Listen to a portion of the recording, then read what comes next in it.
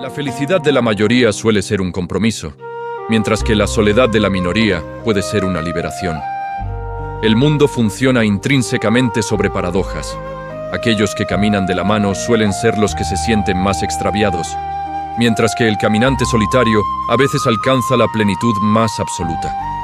Esta cruda verdad no reside en cuántas personas nos rodean, sino en si nuestra conciencia nos pertenece a nosotros mismos o si está siendo prisionera de otra entidad.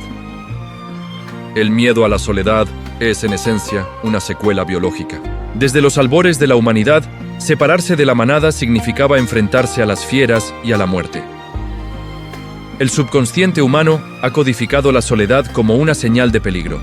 Por ello, los seres humanos se lanzan los unos hacia los otros por un instinto de defensa.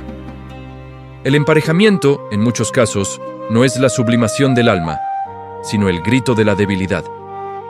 La gente necesita una evidencia física para confirmar que no ha sido abandonada. Sin embargo, cuando la sociedad civilizada eliminó las amenazas de la naturaleza, ese instinto se convirtió en una trampa emocional. Las personas no se aman por la integridad del otro, sino por su propia carencia. La expectativa de que la pareja sea la pieza perfecta del rompecabezas, la medicina que cure todas las heridas, es el germen de la tragedia. Cuando alguien deposita el peso de su felicidad sobre los hombros de otro, se despoja a sí mismo de su propia autonomía. Bajo la visión profunda del budismo, la raíz del sufrimiento se resume en las ataduras del deseo afectivo. Las escrituras enseñan que del deseo nace la tristeza y del deseo nace el miedo. Cuando en la conciencia brota el apego hacia un objeto, la libertad desaparece instantáneamente. La relación de pareja suele ser el choque entre dos egos llenos de avaricia, ira e ignorancia. Uno desea poseer, el otro desea controlar. Uno necesita seguridad y el otro necesita adoración. Esto no es amor, sino una transacción emocional implícita. El budismo percibe la soltería no como una deficiencia, sino como el estado del paso solitario, como un rinoceronte que camina solo en la espesura de la selva. El caminante solitario, si sabe mirar hacia su interior, se dará cuenta de que los 5 agregados, que son la forma, la sensación, la percepción, las formaciones mentales y la conciencia, son esencialmente vacíos. Cuando deja de estar dominado por la necesidad de ser reconocido o por el miedo a ser traicionado, la mente se vuelve serena como la superficie de un lago sin ondas. La soledad se transforma entonces en una quietud noble, donde la semilla de la sabiduría puede germinar sin ser asfixiada por las malas hierbas de las disputas cotidianas. Mientras tanto, las parejas allá afuera suelen verse arrastradas por el torbellino de la impermanencia. Hoy ardientes, mañana fríos. Sus mentes son como monos saltando de rama en rama, siempre inquietos por el miedo a perder lo que poseen. El taoísmo, por su parte, observa el asunto a través del prisma de la naturaleza y el concepto del no actuar.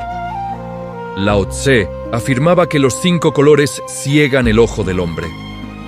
El romance, con toda su intensidad, no es más que un sabor demasiado fuerte que paraliza el paladar del alma. La imagen ideal en el taoísmo es el árbol milenario que se mantiene firme entre el cielo y la tierra. No necesita de otro árbol para apoyarse y poder crecer hacia lo alto. Es pleno en su propia existencia, con raíces profundas en la tierra para absorber la esencia vital y una copa que se eleva para tocar el camino celestial. Por el contrario, las parejas que carecen de independencia espiritual son como enredaderas. Se entrelazan, pero en realidad están succionando la fuerza vital mutua. Cuando una parte colapsa, la otra se marchita. Quien sabe vivir solo es quien alcanza el estado de abrazar la unidad, manteniendo la raíz de la pureza sin dejar que la corriente turbia de la vida lo arrastre. La soledad del sabio es la integración absoluta con el universo, donde ya no existen fronteras entre el yo y el mundo. La neurociencia moderna, aunque utiliza el lenguaje de la anatomía, también confirma la crueldad del romance. El llamado amor a primera vista es, en realidad, una tormenta química en el cerebro. La dopamina, la oxitocina y la serotonina crean un estado de euforia artificial que distorsiona la realidad. Pero el cerebro no puede mantener estas concentraciones químicas para siempre. Cuando la embriaguez se disipa, la realidad desnuda emerge con todos los defectos de la otra persona. Aparece la decepción, seguida del reproche por ya no ser como antes. La verdad es que nadie ha cambiado, simplemente el telón de terciopelo del delirio se ha cerrado. Aquellos que dependen de esta embriaguez se lanzarán continuamente a nuevas relaciones, repitiendo el ciclo de euforia y decepción de forma desesperada. Esto es una forma de ciclo eterno dentro de esta misma vida, donde el ser humano es esclavo de sus propios impulsos biológicos. La realidad social es una prueba contundente del colapso de la ilusión matrimonial. La tasa de divorcios se dispara no porque las personas de hoy sean menos fieles, sino porque han perdido la capacidad de soportar su vacío interior.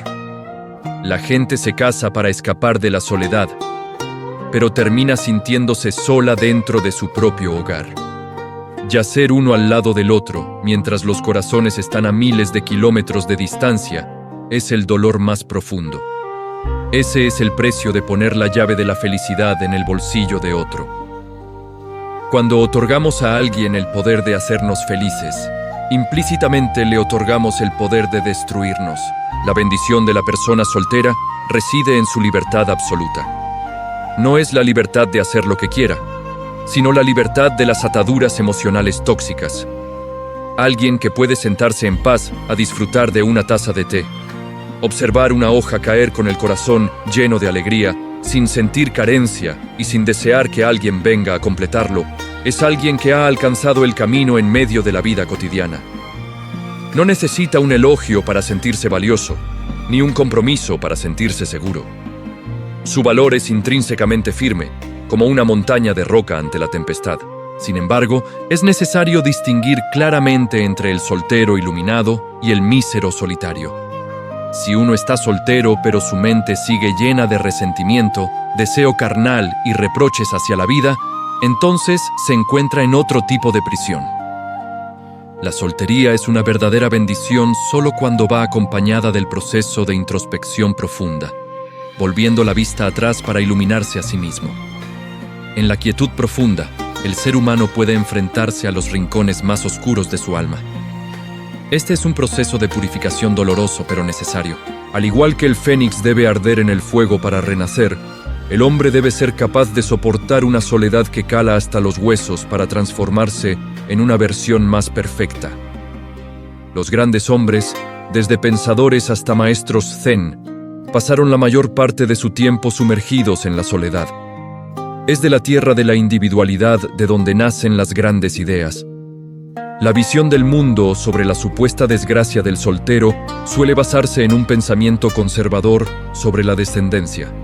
Se teme que en la vejez no haya quien cuide de uno, o que al morir no haya quien le rinda culto. Pero esta es una visión egoísta y transaccional. La piedad filial, basada en el deber, suele traer más asfixia que paz. Un soltero que sabe cultivar su fuerza interior, que posee estabilidad financiera y un alma enriquecida, entrará en la vejez con una libertad serena. Partirá tan ligero como una hoja que cae hacia su raíz, sin dejar cargas a nadie y sin llevar consigo apegos lastimeros. Comparado con la escena de descendientes peleando por herencias o eludiendo la responsabilidad de cuidar a los mayores, la soledad al final de la vida es una clase de gran bendición. El Buda enseñó que todos los fenómenos son vacíos. Toda unión llegará a un momento en que se disolverá. Por muy profundo que sea el amor, la muerte separará a la pareja. El dolor de la separación por vida o muerte es una ley de hierro. El soltero, al tener menos ataduras, suele tener una actitud más ligera al enfrentar el umbral de la nada. No tiene demasiados hilos que lo retengan, ni promesas inconclusas que turben su conciencia en el momento de la muerte. Se marcha como un viajero que entrega la llave de su habitación de hotel, con serenidad y determinación. Al final, la felicidad no es un destino para dos, sino un estado de percepción individual. El mundo se ríe del solitario, pero ese solitario puede estar disfrutando de una paz que quienes están acompañados jamás podrán alcanzar. No permitas que los prejuicios sociales o los miedos biológicos encadenen tus pies. La felicidad suprema reside en la atención plena en cada respiración, en la capacidad de generar alegría por uno mismo sin necesidad de ningún agente externo. La sombra en la pared es el amigo más fiel. No exige, no traiciona, y siempre nos recuerda que el hombre nace solo y se marchará solo. Al comprender esto, la soledad deja de ser un miedo para convertirse en un privilegio de la libertad absoluta.